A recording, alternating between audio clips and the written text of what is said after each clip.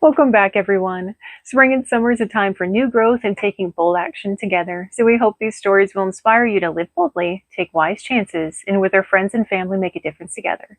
Today, we're continuing our stories of The American Story, 102 Tales from American History by Jennifer Armstrong and illustrated by Roger Roth. So lean in with the spirit of adventure, grab a friend, and let's enjoy the story together. 1969, the Eagle has landed. Along the coastline of Florida, stretching north and south from Cape Kennedy, millions of people crowded the beaches, their eyes glued to the sky. At launch control, the countdown had begun. T-minus 15 seconds, 14, 13, 12. The physicists and engineers, the test pilots, and computer programmers and mission specialists on the Apollo 11 project held their breaths and stared at the monitors. Out on the launch pad, white clouds of smoke and steam began to billow out from the base of the great Saturn rocket. And then with a blinding flash and a thundering roar, Apollo 11 blasted off. Spectators on the beaches shielded their eyes and followed the liftoff, their hearts soaring into space with astronauts Neil Armstrong, Buzz Aldrin, and Michael Collins. America was going to the moon. Around the country, around the world, people watched the grainy, broken images beamed from space into their televisions for 5 days. Now the command module was orbiting the moon. Every 2 hours it passed into the shadow behind the moon and then came into the sunlight again. The astronauts could see the distant blue Earth rise into view with each orbit. Attached to the command module was the lunar module of the Eagle.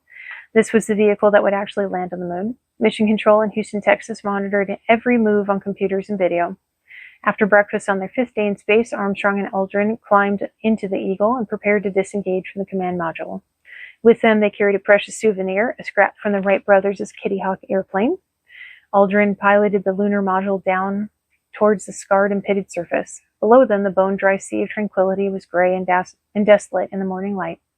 Carefully, the Eagle set down among gusting clouds of moon dust. On Earth, the world stared transfixed at their televisions. At Mission Control, Aldrin's voice crackled out of the loudspeakers from hundreds of thousands of miles away, punctured with electronic beeps and hisses of static. Houston, this is Tranquility Base. The Eagle has landed. Cheers rang out from the command center. A manned spacecraft had landed on the moon. But Armstrong and Aldrin still had hours of critical preparations before they were ready to leave the lunar module.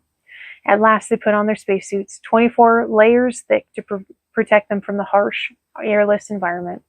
Then Aldrin held open the door, and Armstrong began to back out of the Eagle.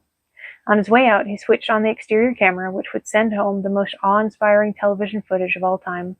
One rung, then another, then another. At last, Armstrong reached the bottom rung and took the final step.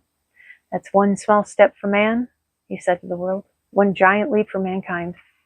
A mere 66 years after the Wright brothers flew over the sands of Kitty Hawk, a man had climbed into the heavens and stepped onto the moon.